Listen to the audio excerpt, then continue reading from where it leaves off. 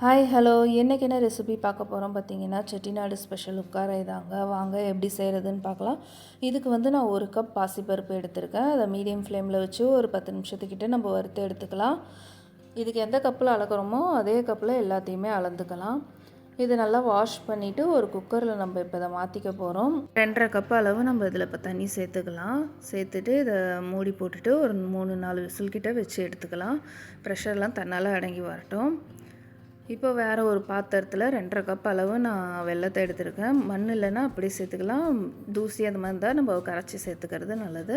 வெல்லத்தை கரைக்க 1/2 கப் தண்ணி போதும். கரைச்சா மட்டும் போதும், பாகு எதுவும் தேவையில்லை. அதுக்கப்புறம் எந்த கப்பில் இருந்தோமோ அதே கப்பில் 1/2 கப் நெய், 1/2 கப் எண்ணெய் சேர்த்து எடுத்திருக்கேன். அதில் வந்து பாதி இப்போ விட்டு ரவையை வந்து நம்ம வறுத்து எடுத்துக்க போகிறோம். ரவை வந்து 1/2 கப் சேர்த்து நல்லா வறுத்துக்கலாம். ரவை வந்து நல்லா பொரிஞ்சு வரணும், அது வரைக்கும் நம்ம வறுக்கணும். மீடியம் ஃப்ளேம்லேயே வச்சு இந்த மாதிரி நல்லா பொரிஞ்சு வந்ததும் 1/2 கப் அளவு துருவின தேங்காவையும் சேர்த்துட்டு நல்லா வதக்கிக்கலாம். ஒரு 5 நிமிஷத்துக்கிட்ட வறுபட்டால் போதும்.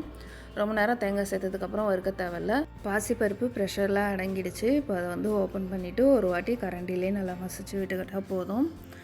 அதுக்கப்புறமா நம்ம வறுத்து வச்சுருக்கோம் இல்லையா ரவை, தேங்காய், அதோடு நம்ம இப்போ இதை சேர்த்துட்டு நல்லா ஒரு வாட்டி கலந்து விட்டுக்கலாம். அந்த குக்கர்லேயே கொஞ்சோண்டு 1/4 கப் அளவு தண்ணி சேர்த்துட்டு நான் அந்த குக்கரை அலசி நான் அந்த தண்ணியை இதில் ஊற்றிக்கிறேன். இது நல்லா எல்லாம் ஒன்று சேர்ந்து வரணும், அது வரைக்கும் மிக்ஸ் பண்ணிக்கலாம். ஒரு 5 நிமிஷம் நல்லா மிக்ஸ் பண்ணோன்னா எல்லாம் ஒன்று சேர்ந்து வந்துடும். இதுக்கப்புறமா நம்ம கரைச்சி வச்சுருக்கோம் இல்லையா வெல்லத்தை, அதை வடிகட்டி இதில் சேர்த்துக்கலாம். நம்ம இனிப்பு வந்து இந்த அளவே கரெக்டாக இருக்கும். ரொம்ப அதிகமாகவும் இருக்காது, கம்மியாகவும் இருக்காது, கரெக்டான அளவில் இருக்கும். இப்போ நம்ம இதை வந்து கட்டிகள் இல்லாமல் நல்லா கலந்து விட்டுக்கலாம். இதெல்லாம் செய்யும் போதே கொஞ்சம் மீடியம் ஃப்ளேமில் வச்சோன்னா ஈஸியாக இருக்கும் நமக்கு கலந்து கொடுக்கறதுக்கெலாம். இந்த ஸ்டேஜில் வந்து ஒரே ஒரு பிஞ்ச் ஆஃப் உப்பு மட்டும் நம்ம சேர்த்துக்கலாம். இது வந்து கொஞ்சம் இனிப்பு சுவையை தூக்கி கொடுக்கும், அதுக்காக தான் சேர்த்துருக்கோம். இப்போ மீதி இருக்க நெய்யில் பாதி நெய்யை இப்போ விட்டுக்கலாம். மீதி இருக்க நெய்யில் வந்து நம்ம முந்திரி பருப்பை லாஸ்ட்டாக வறுத்து சேர்த்துக்கலாம். நெய்யெல்லாம் நல்லா மிக்ஸ் ஆனதுக்கப்புறமா இதில் 1/2 ஸ்பூன் ஏலக்காய் அளவு நம்ம சேர்த்துட்டு ஒரு 5 நிமிஷத்துக்கிட்ட அடுப்புலேயே இருக்கட்டும். அதுக்கப்புறமா வேறு ஒரு பேனில் மீதி இருக்க நெய்யை விட்டுட்டு இதில் வந்து நம்ம முந்திரி பருப்பு ஒரு 10 முந்திரி பருப்பு போல் வறுத்து நம்ம இப்போ இந்த ஸ்டேஜில் சேர்த்துட்டு ஒரு வாட்டி கலந்து கொடுத்துட்டு ஆஃப் பண்ணிட்டோன்னா சூப்பர் டேஸ்டியான உட்காரி ரெடி ஆகிடுங்க. இது சூடாக இருக்கிறதால நமக்கு தளர்வாக தான் இருக்கும், ஆற ஆற நல்லா கெட்டியாகிடும்.